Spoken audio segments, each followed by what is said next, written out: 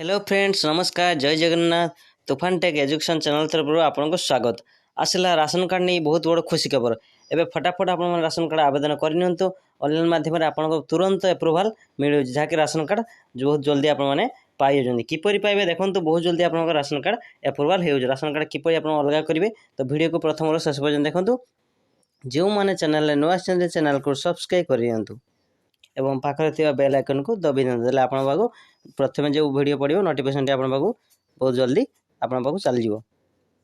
आसन देबे आरंभ करिया देखंतु राशन कार्ड नुआ साइट एबे खोली आइछि नूतन आवेदन करेक्शन एबे सब किछि होछि नूतन राशन कार्ड पई आवेदन स्टार्ट होइछि देखंतु बर्तमान किछि आपन जानि परते किछि लिस्ट अछि नुआ लिस्ट जहाँकि आपन माने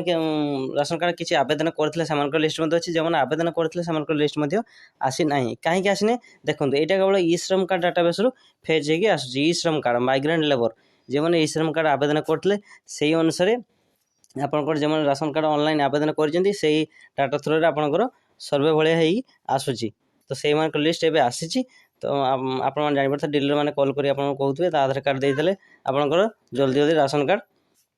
एप्रुवाल हेई आपनको जल्दी मिल जिवो एवं जे माने राशन कार्ड अपन पाइना सेमान कॉल आसनी सेमाने कोन करना सेमाने राशन कार्ड ऑनलाइन आवेदन करनितु करला पर सेमान बहुत जल्दी वेरिफिकेशन आसले आपनकर भी हेई जिवो।